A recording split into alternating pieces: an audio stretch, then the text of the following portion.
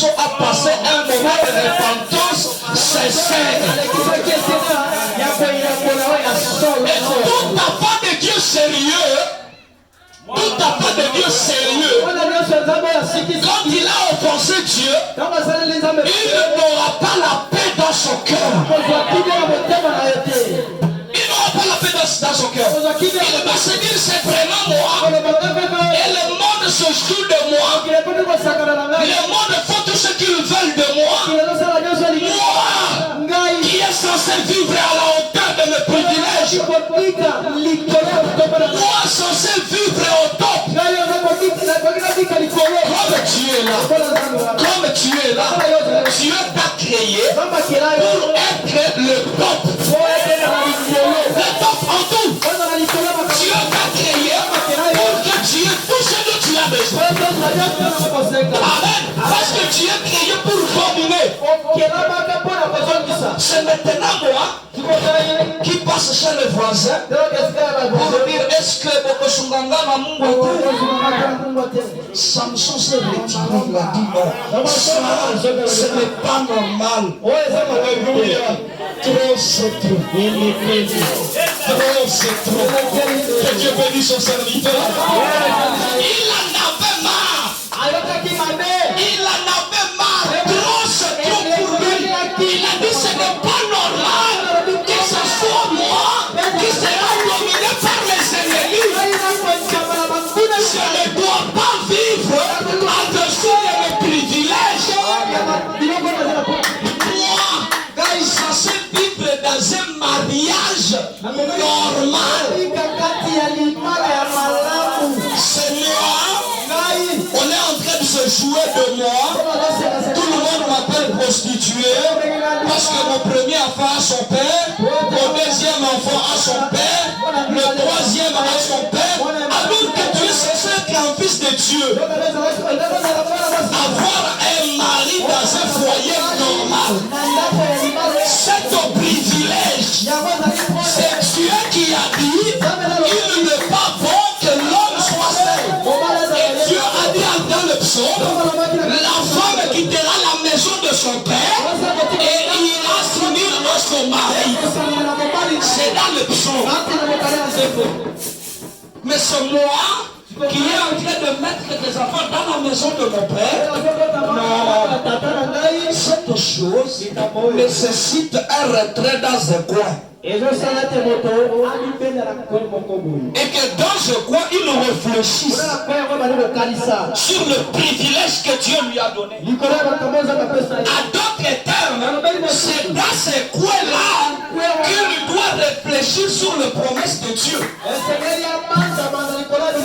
Qu'est-ce que Dieu m'a promis? Est-ce que c'est comme ça que je dois vivre?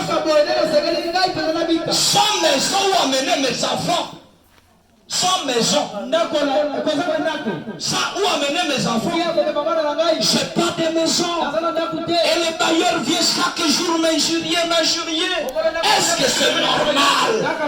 Est-ce que c'est normal? C'est un temps de se retirer dans ce coin et de penser à la promesse et de dire oh c'est trop, j'en ai assez. Il faut que vous soyez dans ce coin pour que les Philistins ne vous voient pas. Parce que frère Branham me dit que quand Samson était en train d'y penser, il a commencé à battre les lèvres et les Philistins ne voyaient pas. Il a commencé à pleurer et les Philistins ne voyaient pas.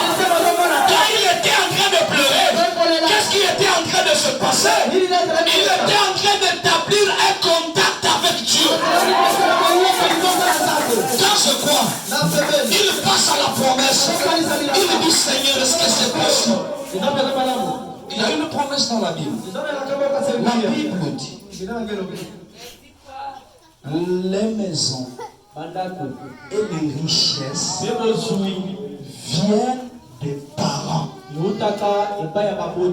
Mais une bonne femme vient de l'Éternel. Alors Samson y a pensé. Où est la maison que moi je vais laisser? À à mon enfant. Et non, je suis en train de parler de Samson qui est ici ce matin. Quelle maison j'ai laissée à mon enfant? Quelle parcelle je lui ai laissé? Quel bien je lui ai laissé? Quelle richesse j'ai laissé à mon enfant?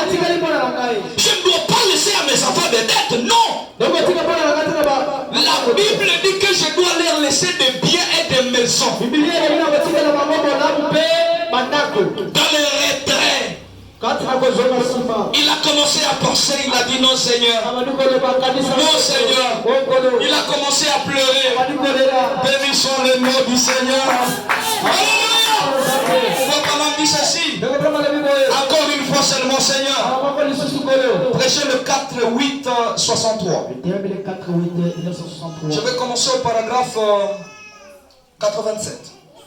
Bon, 86. Et il se tenait là. Alors il s'est mis à se rappeler ses erreurs. Là où il s'était écarté du droit chemin. Du chemin étroit. Là où il s'était éloigné, écarté de la promesse de Dieu. Alors il s'est écrié, Seigneur, tire vengeance de mes yeux. Tire vengeance de mes yeux. Pourquoi a-t-il fait cela? Il savait qu'il y avait une possibilité. C'est donc cela que j'aimerais que vous suiviez. Samson savait qu'il y avait une possibilité. Une possibilité pouvant l'enlever dans cette situation. Il savait qu'il y avait une voie de sortie. Parce que Frère Branham dit, Dieu ne peut pas vous laisser dans une situation sans chemin de secours. Regardez toujours tout autour de vous. Et quelque part, il y a un chemin de sortie. C'est ça la possibilité. Amen. Même quand vous êtes dans cette maison de location, ne pensez pas que c'est la fin de l'histoire. Il y a une voie de sortie pour que vous sortiez de cette vie de location. Il y a une voie de sortie pour que vous sortiez dans cette voie de chômage. Il y a une voie de sortie pour que vous sortiez de la pauvreté, pour que vous sortiez de la prostitution. Peu importe la faiblesse qui a dominé sur vous, laissez-moi vous dire que Dieu a une voie de sortie pour vous ce matin. Un chemin de Dieu pour vous faire sortir de cette situation. Oh non, toutes mes situations ne marchent plus. Je fais ceci, ça ne marche pas. Je fais cela, ça ne marche pas. Il y a une petite porte. Et c'est la voie de sortie. C'est la possibilité. Samson y a pensé. Samson doit avoir passé à toutes ses erreurs. Amen. Là où il s'était écarté du chemin, il a donc vu cela. C'est trop tard maintenant. Il a vu cela. Là où il s'était écarté du chemin. Et il s'est dit, il doit y avoir une possibilité que Dieu m'exauce. Il savait qu'il pouvait se repentir et amener Dieu à voir qu'il regrettait son erreur. Quelqu'un m'écoute?